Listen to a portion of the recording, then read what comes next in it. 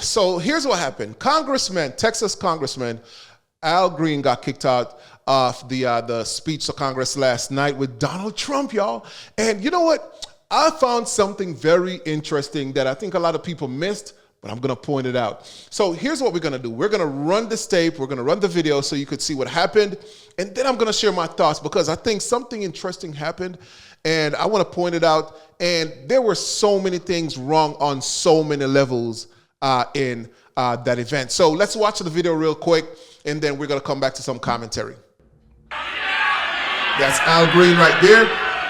Congressman. Members are engaging in willful and continuing breach of decorum, and the chair is prepared to direct the Sergeant at Arms to restore order to the joint session.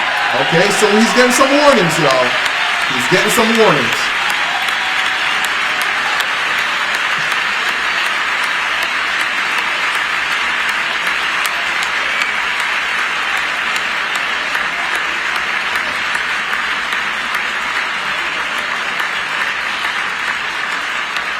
Now, y'all notice nobody on the left is standing up and clapping. That's where the Democrats were. All right. So if you don't know how this thing is set up, that's how it's set up. Mr. Green, take your seat. Take your seat, sir. Another warning. Take your seat. Another warning again. Finding that members continue to engage in willful and concerted disruption of proper decorum, the chair now directs the Sergeant at Arms to restore order.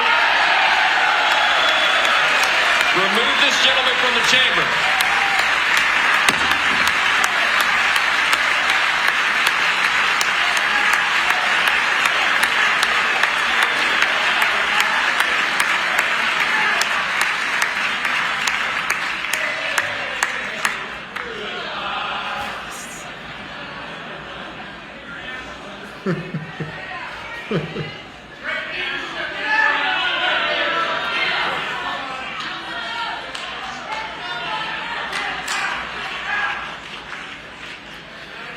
Members are directed to uphold and maintain decorum in the House.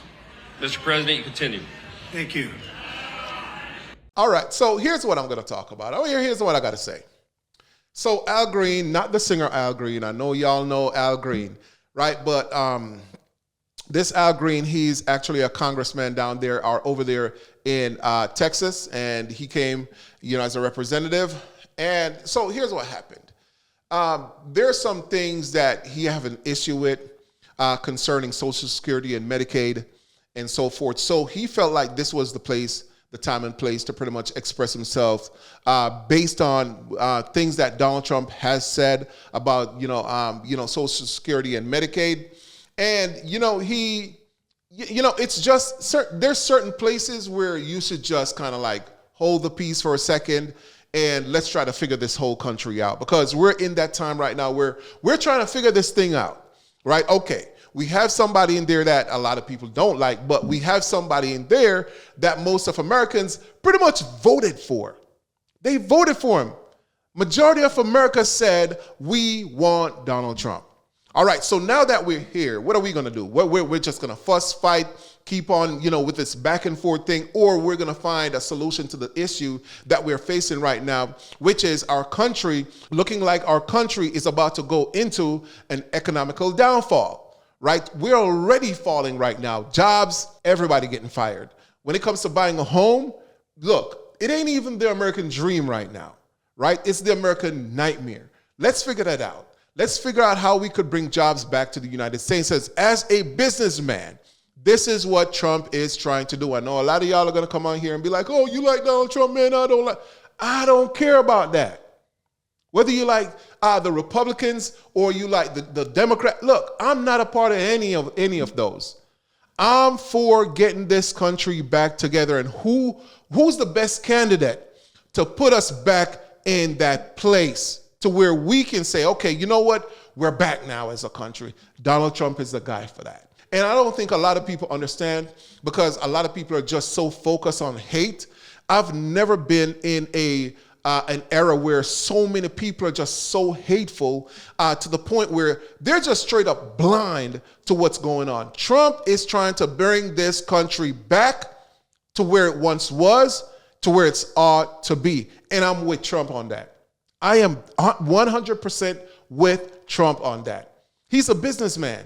He's doing business. He's not doing politics. And that's one of the reasons why Donald Trump did not appoint certain politicians over certain tasks in the White House. Look, he's not doing politics. He is flat out doing business. It just blows my mind how people can see so much things wrong but never see anything right with a person. It's like you got to be able to see the right in that person, even though, you know, and you know what? People are just blinded at this point.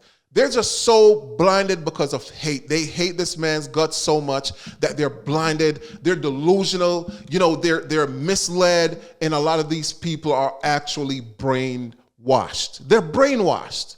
They're brainwashed by the Democrats because Democrats said, well, he's the next Hitler. And we should look at Adolf Hitler in 1929. He was a kind of a funny kind of character that said the things that people were thinking. Where Donald Trump takes it, I have absolutely no idea. But Donald Trump is a dangerous man with the things that he has been saying. Comedian Louis C.K. wrote this in an email to fans. Please stop it with voting for Trump. It was funny for a little while, but the guy is Hitler.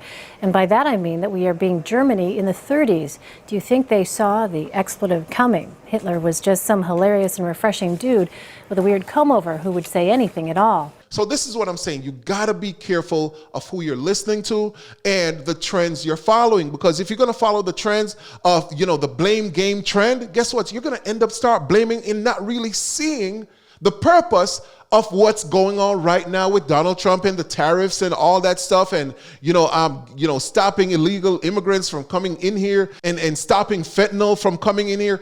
Did you know that between September 2023 and August 2024, almost 60,000 people died of fentanyl in the United States? And you know how fentanyl is coming in? Through those borders. See, y'all don't even know that. Almost 60,000 people died from fentanyl in 1 year, and y'all still mad at him. Look, America, we need to get it together.